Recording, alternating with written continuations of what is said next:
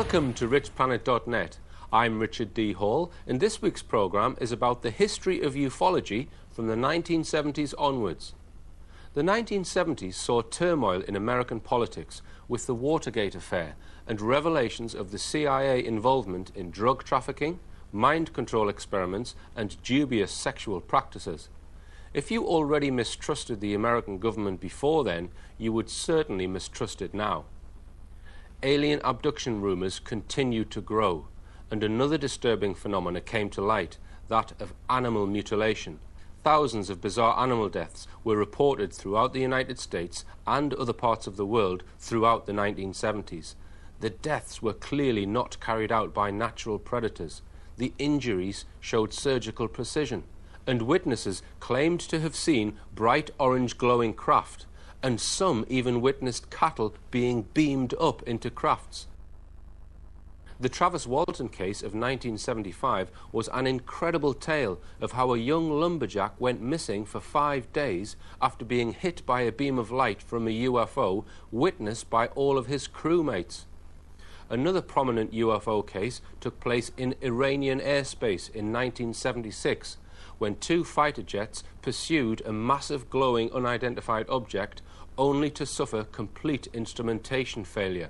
We can't have a programme about the history of ufology without mentioning the distinguished ufologist Stanton Friedman. I've been fortunate enough to meet Stanton Friedman on a couple of occasions when I've been doing lectures, and he's been on the same event, and I've talked to him at length, and he is an extremely important figure for the last 30 years. Absolutely certain that UFOs are real in terms of an extraterrestrial explanation, and he is a superb speaker, one of the best lecturers on the subject. The ultimate belief on my part is based on one simple assumption about every advanced civilization being concerned with its own survival. That means you got to keep tabs on the primitives in the neighborhood, but only close tabs on those primitives who show signs of being able to bother you. At the end of World War II, there were 3 signs that these idiot earthlings, this primitive society, major activity, tribal warfare, would soon be bothering them, soon meaning less than 100 years, which is nothing on a cosmic timescale. Nuclear weapons, V-2 rockets, which go up out of the atmosphere, and powerful radar, which signals go out. I don't think it's any coincidence at all that the only place in the world in July 1947 where you could study all 3 of those was southeastern New Mexico. First atom bomb was tested, Trinity Site, White Sands Missile Range. That's where we were firing to capture German V-2s. That's where we had our best radar to track them because they often didn't go where they were supposed to go. You can say it's a coincidence. I don't believe it. I think, in other words, that their primary reason for being here is to make sure we don't go out there until we get our act together. If you were an alien, would you want earthlings out there? I mean, World War II, we killed 50 million of our own kind. We destroyed 1,700 cities. Have we improved? Well, today, 30,000 children died needlessly of preventable disease and starvation. For me, he holds arguably some of the best viewpoints as to why there is a cover-up, and I sort of take that, what he says, on board, and if you want, I'll clarify what his position is.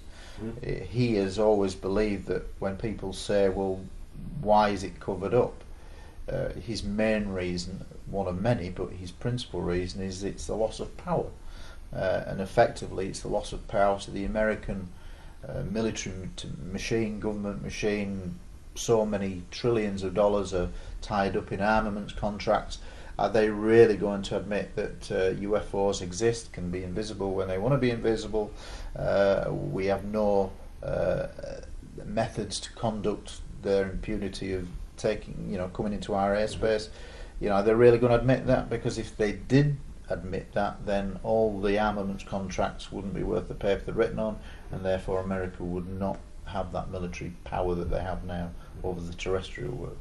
The 1980s saw a new type of UFO emerge in the Hudson Valley near New York. Huge black triangular craft were witnessed by thousands of people slowly traversing across the landscape.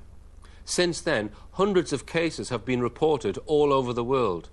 Expert on black triangles, Omar Fowler explains some of their characteristics. It wasn't until late 1989 that a tremendous flap started over Belgium. I've discussed this with the Belgium UFO group, SOBEPS, at some length, and they have photographs and video of these craft flying over Belgium. There was such a tremendous activity at the time that the Belgian Air Force was scrambling F-16 fighters trying to intercept them. They were occasionally picking them up on radar. The F-16 fighters actually closed in on them, and the radar from the cockpit radar has been shown on television before now, showing as they closed to intercept these triangles, suddenly, whoosh, at several thousand miles an hour, they're gone. If there had been any humans inside, they would have been flattened against the craft.